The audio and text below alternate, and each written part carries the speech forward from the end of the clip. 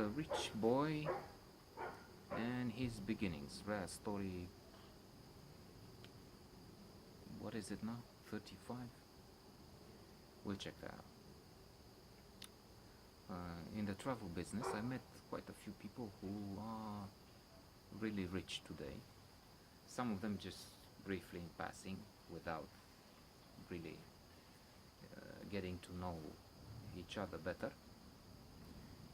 One has a second large, or maybe the biggest company making furniture. There's always IKEA, but I'm not sure if his thing is not bigger than the local IKEA. IKEA globally is a giant. That's not, but I'm not sure how much each sells. It's a serious competition for him, and he's not pleased with the. Vezi ce face acolo? Termină. But anyway, let's get back to the real older story, and let's just check on this guy and see if he's not destroying the totally. But the umbrella. He started, as you can see, but I don't want him to finish it so quickly.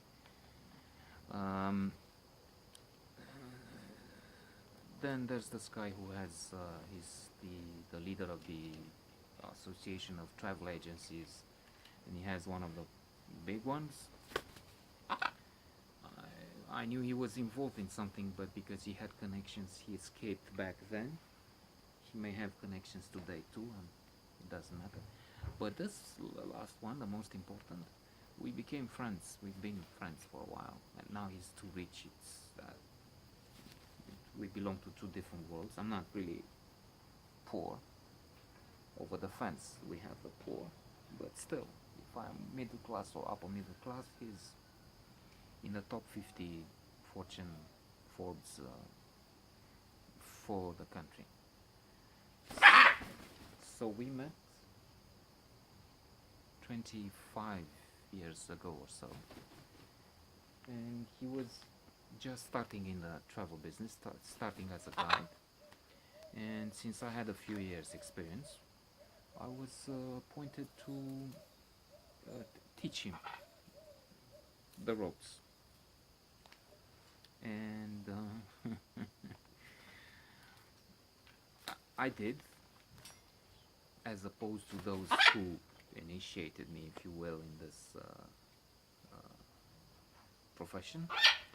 I decided to give him all there is. When I started, most of those working were in cahoots with all kinds of dubious types, and like most of us, careful and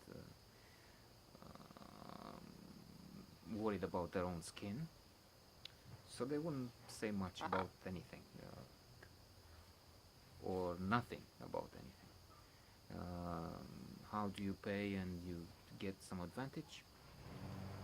No way I will tell you that. What you do when you're in a jam? I don't know. Any tricks? I know nothing.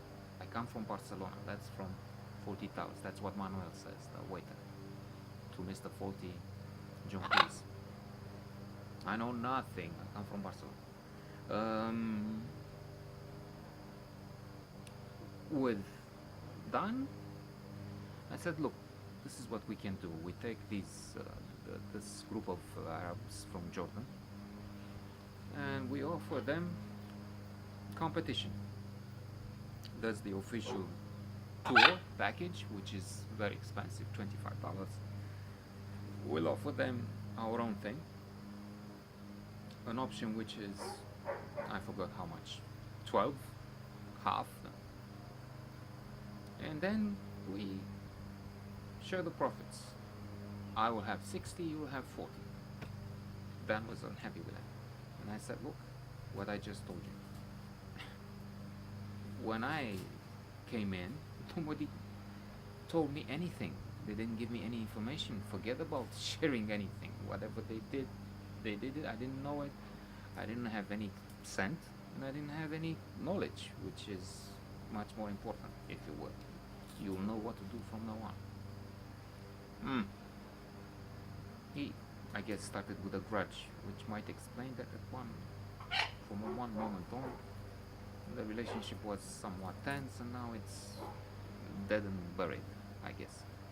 We're still connected on Facebook, and I see him on some yachts skiing in Switzerland. I think he lives in Switzerland now, but nothing more than that. So we did it, and because that in itself might be fun to elaborate on, I will leave it for the next episode. Yeah.